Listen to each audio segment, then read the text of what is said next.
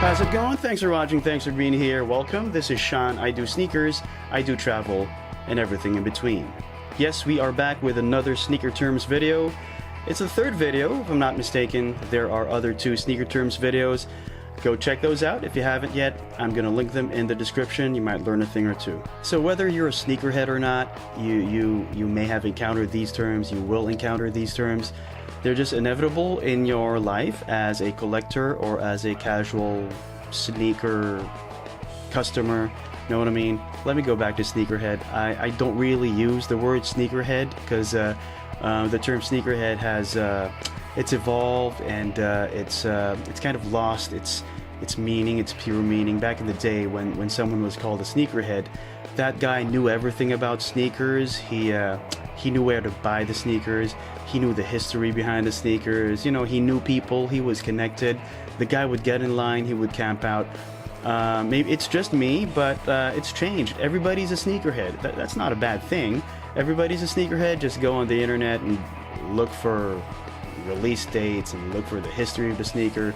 Then you're good, right? So there's no excuse. If you like sneakers, and if you're passionate about sneakers, there's just no excuse to not know what the sneaker is about, what the culture is about. You get me? So I'm more of a I use the word sneaker enthusiast more than sneakerhead. So but for the sake of argument, it is what it is. That's the word that we use these days. So okay, I'm gonna flow with that. Before we go any further, every sneakerhead must have a classic sneaker in his collection. And if you already have classic sneakers, it's not such a bad thing to have 2 or 3 of the same pair. That being said, I'm giving away a brand new pair of Nike Air Force One sneakers in your size when we get to 3,000 subscribers. The mechanics are so easy. All you have to do is to subscribe to me here on YouTube and follow me on Instagram. If you're on both platforms, you're part of the pool. Good luck. Okay, let's get right to it. The first sneaker term for this episode is SP. See that? Letters SP. SP19 Air Jordan 1 High OG. Alright, SP means special project. What does it mean? Doesn't really mean anything. They just put the letters SP on sneakers or on the tags in the boxes of sneakers that they that they want to hype up, that they want to promote, that they want to package as a special project, right? SP. If you put SP on a sneaker, Nike just means that they constructed the sneaker with the highest quality standards in mind. But you know what? If you're in the sneaker making business, you must have the highest quality standard in mind every time, because if not, you can't be in the business of making sneakers, right? So anyway, there you go, SP. A little trivia here. It's interesting. When these Turbo Greens came out, everybody thought that SP19 means spring of 2019. But that's kind of strange because these came out in February, just in time for the All-Star break, and spring in the US does not start until, I don't know, May or June, correct me if I'm wrong. But SP is special project. There you go, SP, special project. Our next sneaker term is LE, which means limited edition. It's simple. If the shoe is tagged with LE, it means that the shoe was created in limited quantities. It can also mean that the shoe was only distributed in select areas and select retailers. Not everyone can have them, so LE. But sometimes LEs are not sold as expected. You know, they don't move as fast as expected. They're not purchased and they're not as hot as they expected. So sometimes you'll see LEs at the outlets, and that's a good thing and it's a bad thing. You know, LEs at the outlets, I'll take him, you know. It just means that limited quantities were produced, and you're not going to get into a room, you're not going to enter a room and find 10 other people with the same sneakers as yours. So when you see an LE at the outlets, consider that pair. Case in point, these Zoom LeBron 3 QS. These are the Zoom LeBron 3 black metallic golds. QS means quick strike. This means that the sneaker was released unannounced and distributed in limited quantities. So you can consider these sneakers as LEs. Yeah, they hit the outlets for a period. They're no longer around. I don't see them anymore. They've sold out, finally. But there was a period where these hit the outlets, at least the bigger sizes, right? I'm talking about 12, 13 and up. these hit the outlets. They didn't sell out as expected, so this makes a good example of an LE. Our next sneaker term is LS, which means lifestyle. Sometimes a sneaker will release a performance version and a lifestyle version, so it's important to make that distinction. They mark the lifestyle edition with LS. It's meant to be worn casually. It's for leisure walks. It's not for sports, simply put. A good example of these would be the Harden Volume 2s. Yeah, here we have a picture right here. Yeah, Harden, he released a performance basketball sneaker, and he's a fashionable guy. He's at parties, he's at events, and he wants his Harden sneaker to have a lifestyle version, and that's the result. Our next sneaker term is CW, or Colorway. Let me give you an example here. These are the Air Jordan 4 Breads. Oh look, I said breads. Colorway can also refer to the nickname of the shoe. And I said bread, which means black and red.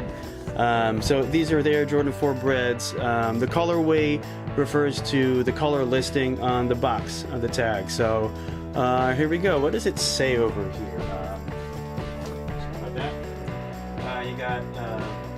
You got black/fire red cement gray. Did you get that? Colorway. Hey, we got 3 sneaker terms left, and before we get there, let's take a break. I want to show you something. I found these in my closet, so I was looking for boxes to show you examples and stuff, right? I saw these, man. I just wanted to show you these Air Jordan 1 Fat Lows from 2009. Goodness, these shoes are 10 years old. Look at that. If you know me, you know that I like crazy sometimes, and this is a good example. When I saw these on the walls, I believe this was a Glorietta 4 pickup over at the Nike store there. From afar, I was walking towards the wall and I saw these, and this has a black and white version. So you got the black sneaker with the white polka dots, and they had these, of course, and you know I'd go for the black and yellow version. Yeah, hardly ever used, man. Look at the stars here. One good indication of Jordans and Dunks, an indication of wear, is that the stars over here, those disappear quickly. Just means I haven't really worn this, and they're not wearable anymore. No sole separation here yet, but you know they're gonna go real soon, and I don't want to push it. That's just beautiful, isn't it? The next sneaker term is retro. You know what retros are. These are re-releases of an old sneaker. Retrospective, retro, going back. Simple, retro. One great example of a retro is the Jordan 11 Concord. These are my 2018 Air Jordan 11 Concords, which I have not worn to this day. I have yet to wear them. Interesting story behind the Concords, behind the original Concords. Let me just take out the shoe. Oh my goodness, man. Why am I not wearing these? Oh my goodness. Oh, look at that.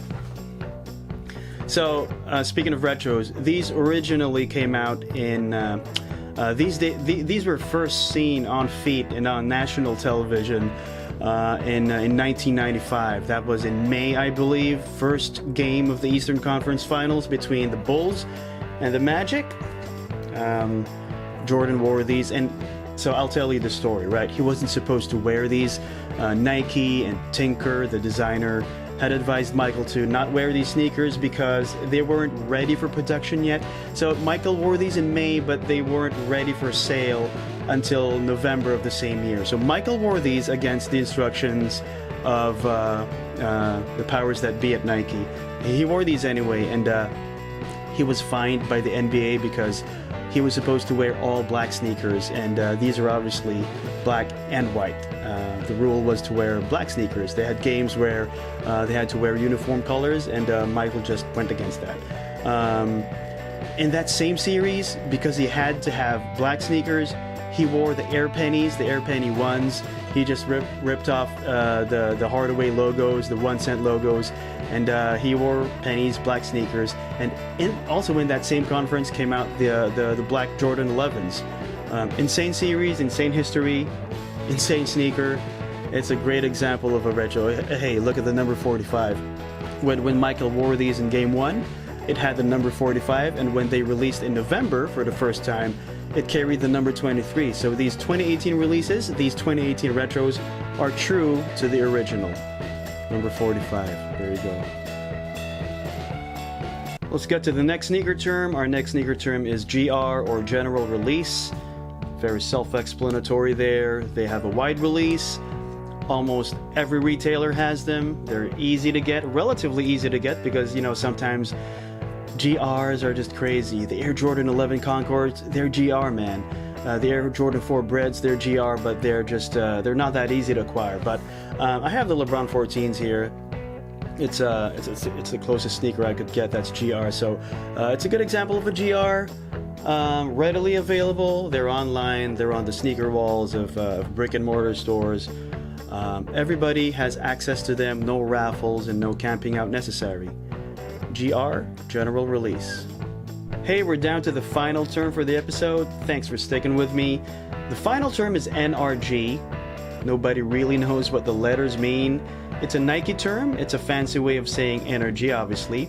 I've always assigned Nike Research Group as the meaning of NRG, but I'm most likely wrong, so don't take my word for it.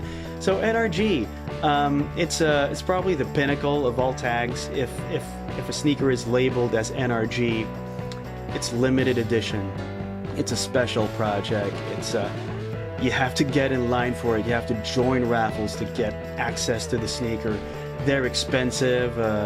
They're most likely a collaboration. And case in point, one of the best examples of an NRG sneaker is the Air Jordan 1 Off-White collaboration. You know, they're just insane. They're expensive and they're beautiful, and it's an NRG pair. What can I say? Another NRG from the past was the Nike Air Yeezys. When you do know that Kanye started with Nike, right? So yeah, his early Yeezys were NRG pairs. So NRG, they're super expensive. So there you have it, guys. Sneaker terms. There's just so much I have not covered yet in any of my sneaker terms videos. Let me know if there are sneaker terms that you do need me to cover, or if I misrepresented some of the terms. Do they have other meanings? Do they have personal meanings to you or your friends? Let me know. Hit me up in the comments. Let's have a conversation. And before we go, I'd like to remind everyone that your value as a person is not measured by what's on your feet. Be kind. That's more important than sneakers. I'll see you next time.